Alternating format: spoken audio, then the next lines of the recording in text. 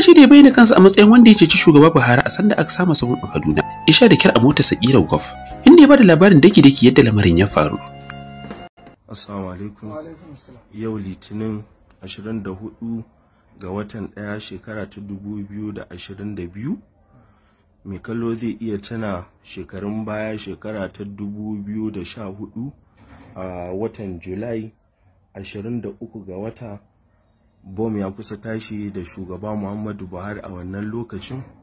wanda cikin hukuncin Ubangiji Allah bai ba su nasarar kashe shi ba, wanda da sanadiyar haka mutane da yawa suka rasa rayukansu, wanda daga bisani aka samu wani jajirtaccen matashi shine Malam Umar Small Fire ya ɗauke shi a motar shi ta kabo ƙirar Golf ya kai shi gida. Hausawa na cewa waka bakin mai ita tafi daɗi. Yanzu za ku ji abin da ya faru a wannan lokaci daga bakin Malam Umar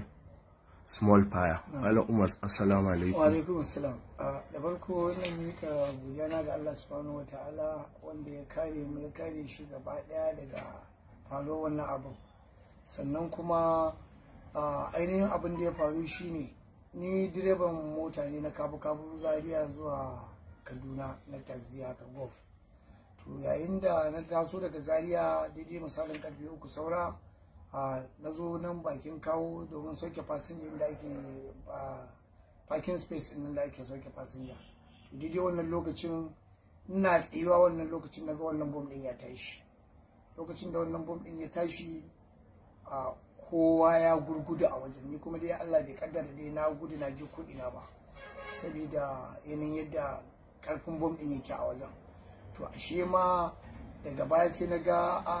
ai ga wani mutum kamar Buhari ya fito cikin mota, daga ai lalle ma Buhari ne ba gashi da fararen kaya ya fito tsakiyar titi inda jakin baban gidan nan yake haka, sai ga wani maful ya fito shi ma yana ihu yana harbi sama yana harbi da haka sama. To a wannan lokaci na ce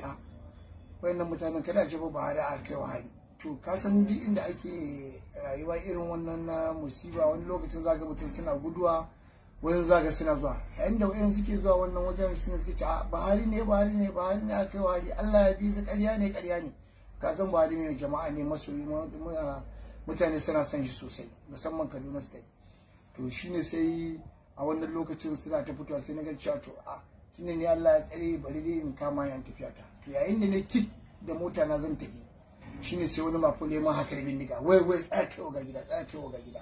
sai na gyara faki. Shine sai ya shiga baya,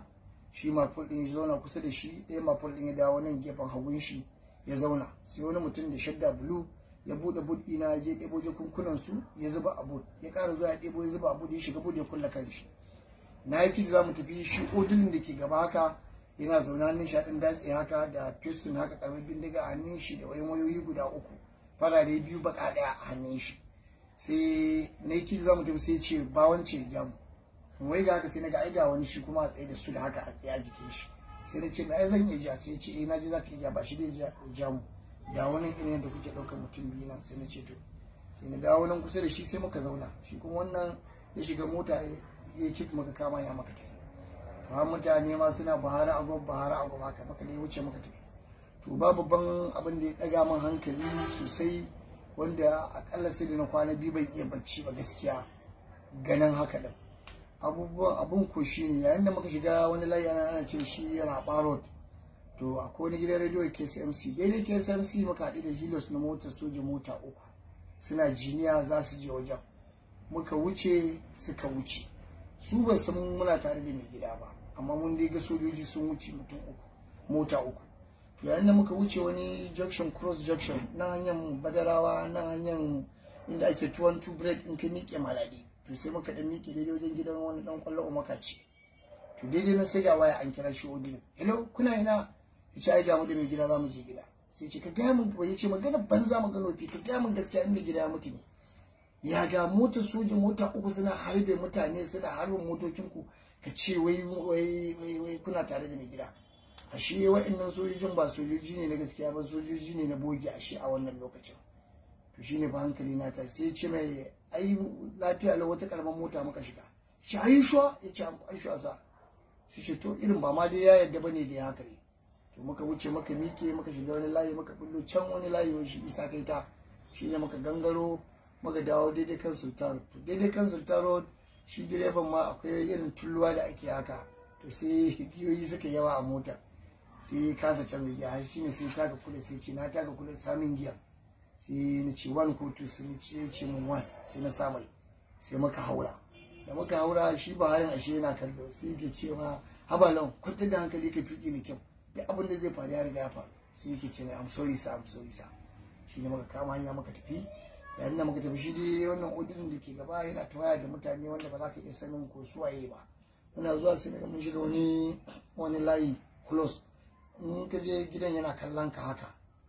sai ga sojoji sun buɗe ƙofar gidan sai muka shiga muna shiga muka ƙara shiga muka kwana haka muna kaɗe kwana haka sai ga matar Buhari ɗin Aisha sai ga yarinya ta wata budurwa haka sai samari guda 3 sai faɗa take cewa irin an gaya maka mutanen nan suna garin nan tun shekaran jiya karka tafiyan nan sai ka tafi yanzu ga shi abin da ya faru in dai ka tanka shi dai ya zagayo waje na ya rike hannuna ka yi mun godiya ce na gode Allah ƙara zumunci da ce amin ya yi stare je bakin falon shi sake wajen ce na fi gode ba na gode na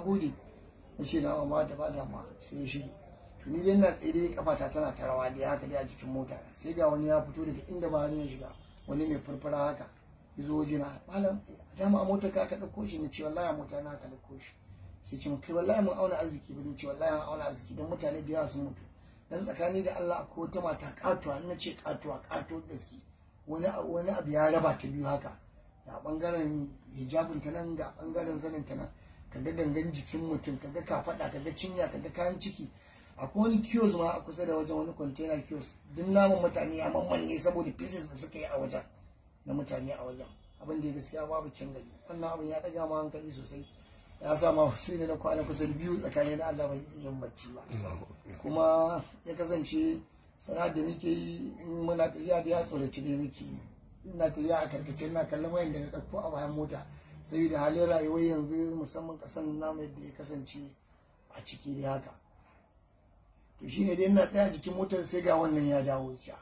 ne gida ko dai zaka tafi ne sai ce gaskiya zan tafi shi zai ce mutu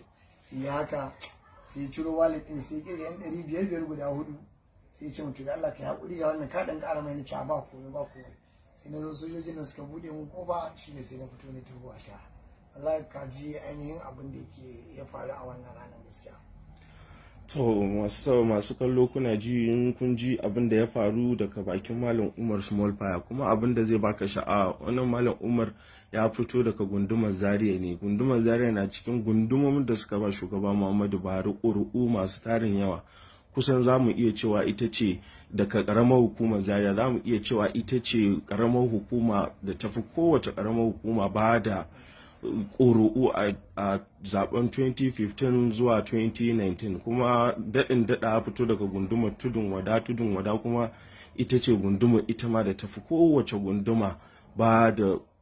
ƙuri'u ga shugaba Muhammadu Buhari tun daga 2015 har zuwa 19 yanzu dai wannan bawan Allah ya kamata a ce shugaba Muhammadu Buhari ya neme shi ya ƙara mai godiya an saka mai da alheri tun da yanzu dama ta zo da shi ma kamata a taimake shi a ce wannan aiki da yake kai shi ma a ce an canza mai wata sana'a zai ji daɗi saboda dan an rama alheri da alheri abu ne mai kyau. Assalamu alaikum.